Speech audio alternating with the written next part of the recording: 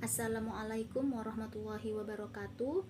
Perkenalkan, nama saya Putri Nurul Hasana, NPM 721213202. Saya di sini akan menjelaskan tentang motivasi, yang dimana motivasi menurut Stefan Ivanko mendefinisikan motivasi sebagai keinginan dan energi seseorang yang diarahkan untuk mencapaian suatu tujuan. Motivasi adalah sebab dari tindakan. Teori motivasi. Menurut Sibuan, teori-teori motivasi adalah sebagai berikut. Yang pertama, teori kepuasan yang memusatkan pada kebutuhan dan kepuasan individu yang menyebabkan bertindak serta berperilaku dengan cara tertentu. Teori ini memuaskan perhatian pada faktor-faktor kebutuhan dan kepuasan individu yang menyebabkan bertindak serta berperilaku dengan cara tertentu. Teori ini memusatkan perhatian pada faktor-faktor dalam diri orang yang menguatkan, mengarahkan, mendukung, dan menghentikan perilakunya.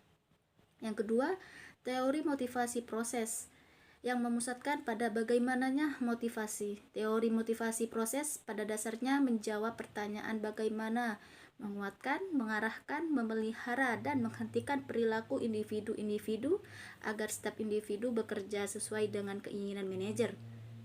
Yang ketiga, teori pengukuhan yang menitik beratkan pada cara di mana perilaku dipelajari. Teori-teori ini mendasarkan sebab dan akibat dari perilaku dengan memberikan kompensasi. Misalnya, promosi tergantung dari prestasi yang selalu dapat dipertanyakan.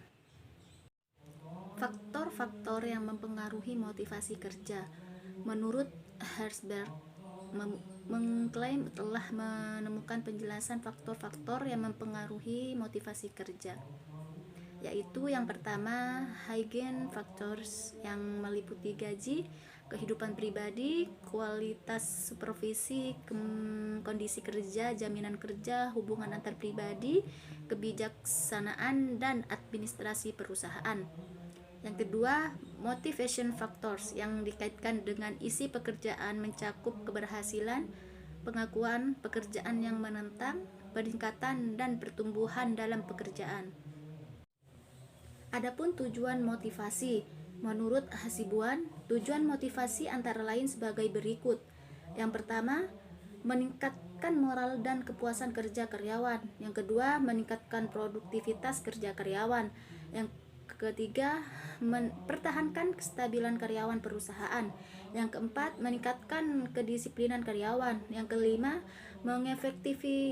mengaktifkan pengadaan karyawan. Yang keenam, menciptakan suasana dan hubungan kerja yang baik. Yang ketujuh, meningkatkan loyalitas, kreativitas, dan berpartisipasi karyawan. Yang kedelapan, meningkatkan tingkat kesejahteraan karyawan. Yang kesembilan, mempertinggi rasa tanggung jawab karyawan terhadap tugas-tugasnya. Yang ke-10, meningkatkan efisiensi penggunaan alat-alat dan bahan baku.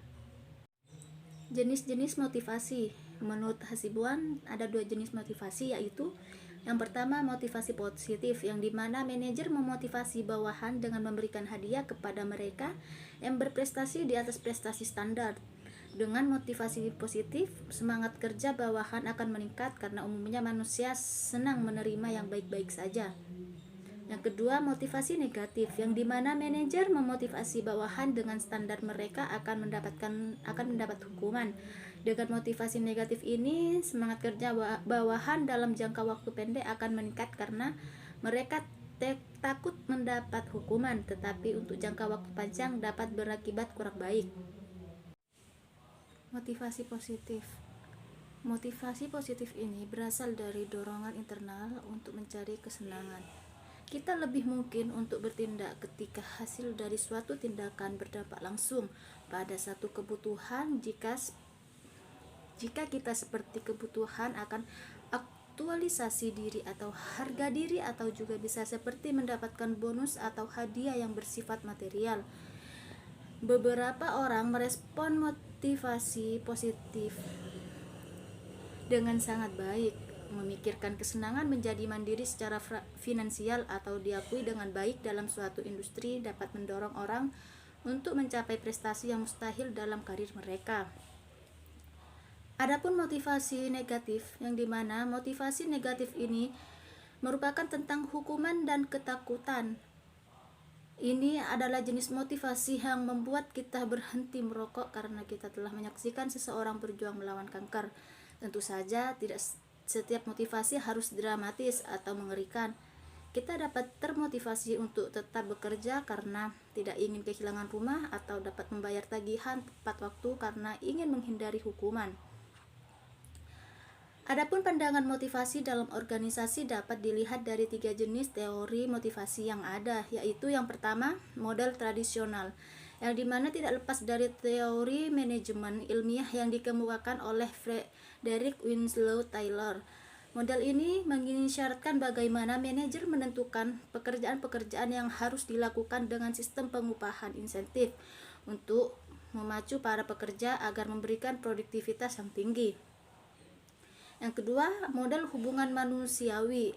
Elton Mayo dan para peneliti hubungan manusiawi lainnya menemukan bahwa kontak-kontak sosial karyawan pada pekerjaannya adalah penting. Kebosanan dan tugas yang rutin merupakan pengurang dari motivasi. Untuk itu, para karyawan perlu dimotivasi melalui pemenuhan kebutuhan-kebutuhan sosial dan membuat mereka berguna dan penting dalam organisasi. Yang ketiga, model sumber daya manusia. McGregor, Maslow, Argyris, dan Likert mengkritik model hubungan manusiawi bahwa seseorang bawahan tidak hanya dimotivasi dengan memberikan uang atau keinginan untuk mencapai kepuasan, tapi juga kebutuhan untuk berprestasi dan memperoleh